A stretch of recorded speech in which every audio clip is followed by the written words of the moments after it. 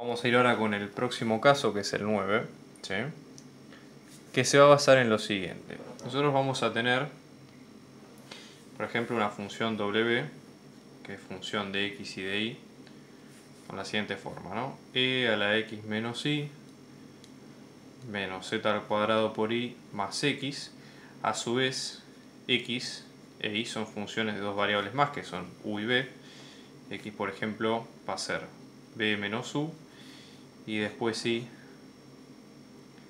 función de u y b, va a ser u más u al cubo por logaritmo natural de b menos 1, la complicaron un poco acá, y z en función de u y b va a ser u por b. Ok, ese sería un poco el tema. Entonces, la idea acá sería encontrar la dirección de máxima derivada direccional de w, ¿sí? W en función de, o sea, tenemos que pensar a w como una función de u y de b, ¿ok? En el punto 1, 2. ¿Y cuál es el valor de esa derivada máxima, ¿no? Entonces, ya por lo menos entendiendo un poco la forma que tienen las ecuaciones, nos damos una idea de hacia dónde apunta todo el sistema.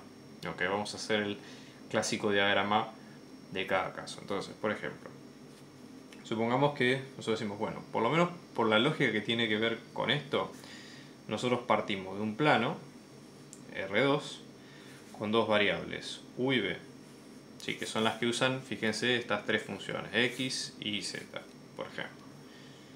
Hay una función que a partir de estas dos variables genera estas tres, x y z, que podemos ubicarlas en un plano, en un espacio, perdón, si queremos verlo así, x y z. Entonces, supongamos que acá hay una función que le llamamos h, ¿sí? Que lo que hace es transforma estas dos variables y genera estas tres. O sea que h es una función de R2 en R3, ¿sí? En este sentido. Y después, con esas tres variables, se juntan todas acá en W. Entonces generan un solo espacio escalar. Y esta sería la función. Acá le voy a poner el mismo nombre porque no tiene demasiado sentido cambiárselo. Pero esta sería la función, ¿sí? Entonces va de R3 a R. Esa sería la secuencia. Entonces con esto, si queremos nosotros tratar de resolver este problema, lo más probable es que tengamos que usar derivadas, que sería lo más lógico. Tenemos que tratar de ver toda la secuencia, ¿no? Entonces, cuando nosotros nos piden la derivada direccional máxima, ¿sí? ¿Cuánto vale? Vamos a ver un poco la teoría que tenemos en este caso. Si acá tengo unos apuntes que generalmente en Análisis 2 siempre los dejamos disponibles, yo los voy a dejar abajo en la descripción del video para que ustedes lo puedan ver. Entonces, por ejemplo, fíjense, este apunte de teoría, fíjense la proposición 14, ¿qué es lo que dice? Nosotros tenemos una función de r a la n a r que sea diferenciable en un punto. Entonces existe la derivada de la función en ese punto. La derivada va a ser el gradiente de la función en ese punto por el vector director, ¿sí? O el vector de la dirección. ¿Y qué ocurre? Si además el gradiente no es nulo, ¿sí? La derivada direccional máxima existe, vale la norma de ese vector gradiente y lo alcanza en la dirección del vector gradiente. O sea, esto es el vector gradiente normalizado. Se lo divide por la norma porque ahí nosotros tenemos básicamente digamos, la norma 1, ¿sí? Que es lo que tenemos que ver en cada caso. Entonces, aplicando eso y cumpliendo y viendo si se cumplen esas condiciones, no hay problema. Entonces, ¿cuál sería la función? Fíjense, nosotros hasta acá, la función compuesta sería esta, ¿no? Digamos, nosotros tenemos una función que ingresa de u y b, ¿sí? Y que va de R2 a R, que es lo que pide el problema, de W en función de u y de b. Entonces, nosotros ya estaríamos cumpliendo lo que pide el primer punto, ¿sí? De la proposición. Es a de R a la n a R, o sea, de varias variables a una sola. ¿Es diferenciable? Eso es lo que nos estamos preguntando. Entonces, para que sea diferenciable tenemos que ver qué es lo que pasa con los dominios de cada función. Por ejemplo, nosotros hasta ahora, ¿sí? Tiene que ser diferenciable en un punto, ¿no? Obviamente.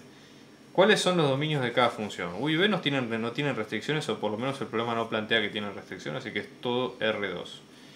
El dominio de X, por ejemplo, X y Z son, esta es una función polinómica, esta es una función que no tiene restricciones, con lo cual no hay problema. E y, la función y, ¿sí? O sea, por ejemplo, dominio de x en función de u y de b es todo R2. O sea, para generar x uso todos los puntos, no hay problema. Si hago lo mismo para z, todo R2 también, no hay problema. Y si voy ahí, acá podría llegar a tener un problema si, por ejemplo, b-1 tiene la restricción de ser mayor estricto que 0. Pero acá lo que me pide es que b sea mayor que -1. Como el punto en cuestión es 1, 2, tranquilamente 1, 2 está incluido en ese dominio porque, digamos, pueden dibujar el plano tranquilamente acá, ¿no? Pero por ejemplo, si yo tengo u y tengo b, y esto es -1, el punto en cuestión es el 1, 2 que está por acá, entonces no hay demasiado inconveniente. Bien, con lo cual la función es continua, es una función que no presenta problemas para derivar, con lo cual se puede asumir que es diferenciable, ¿sí? Entonces, listo. Es una función diferenciable, existe la derivada tiene esta forma y hay que ver qué es lo que ocurre con el gradiente, ¿sí? Bien, entonces tenemos que ver cuál es el gradiente de la función. Como es una función compuesta, para sacar el gradiente hay que usar la regla de la cadena, ¿sí? Fíjense, vamos acá arriba, regla de la cadena, dos funciones que tenemos nosotros. F, que va de R a la N a R a la M, y G, que va de R a la M a R a la K. Si es una composición, básicamente lo que dice este enunciado es: hay que hacer la matriz jacobiana de cada función, luego multiplicarlas y evaluarlas en el punto. Es una forma. Después lo que se puede hacer es el diagrama del árbol, que es ver la secuencia de cómo están compuestas cada función. Entonces, por ejemplo, nosotros empezamos con la función W, ¿sí? W a su vez está compuesta de tres variables que son X, Y, Z, y a su vez estas están compuestas de las mismas dos variables, U y B. Entonces, al momento de derivarlas, o al momento de encontrar las matrices jacobianas, lo que hay que hacer es respetar ese orden de derivación. Entonces, vamos a hacer la matriz jacobiana de W compuesta con G. En este caso nos va a quedar la matriz jacobiana de W por la matriz jacobiana de G, tal como vimos recién en la regla de derivación. Esto nos va a quedar, ¿sí? Tenemos las derivadas, ¿sí? Fíjense, las primeras derivadas, derivada de W respecto de X, respecto de Y, respecto de Z, en orden, ¿no? Derivada parcial de W respecto de X, derivada parcial de W respecto de Y respecto de Z. Y luego tenemos las que siguen, o sea, tenemos todas estas. De X respecto de U, de X respecto de B, de Y respecto de U, de Y respecto de B. Y lo mismo para Z. ¿Cuántas tenemos acá? Son 6. Fíjense, esta es una matriz de 1 por 3 y esta va a tener que ser de 3 por 2 por el orden, ¿sí? O sea, derivada de X respecto de U, derivada de X respecto de B, derivada de Y respecto de U, derivada de Y respecto de B, derivada de Z respecto de U, derivada de Z respecto de B, ¿no? Y ahí ya lo tenemos. Si hacemos todas las derivadas, ¿sí? Sigo acá abajo, esto nos va a quedar, fíjense, e a la X menos Y más 1. Después tenemos menos c a la x menos y menos z al cuadrado. Después tenemos menos 2 por z por y. Todo esto por 1 más 3 u al cuadrado. Tenemos acá un 1 menos 1 por logaritmo natural de b menos 1. Después tenemos u al cubo sobre b menos 1, b y u. Entonces, el punto en cuestión en u y b es el 1, 2. Tenemos que ver a qué le corresponde cada x y cada y, ¿sí? Entonces, para x, evaluado en 1, 2, nos va a quedar menos 1. ¿Sí? Si reemplazamos, ya les digo, en las fórmulas originales directamente, lo que hay que hacer es reemplazar 1, 2 en cada variable de u y de b. Nada más, no hay que hacer otra cosa. Después tenemos en y, en 1, 2, que nos va a quedar con 1, y z en 1, 2, que nos queda con 2. Entonces, esta matriz de la composición en el 1, 2 nos va a quedar con menos 11. ¿Sí? Fíjense que la matriz es de 1 por 2, la matriz resultante, y menos 2 por e a la menos 2, menos 9. Entonces, este es el gradiente de la composición, ¿sí? Ya lo habíamos dicho al principio. Esta es la derivada de máximo cambio, de máxima tasa de cambio por la proposición 14 que mostramos al principio.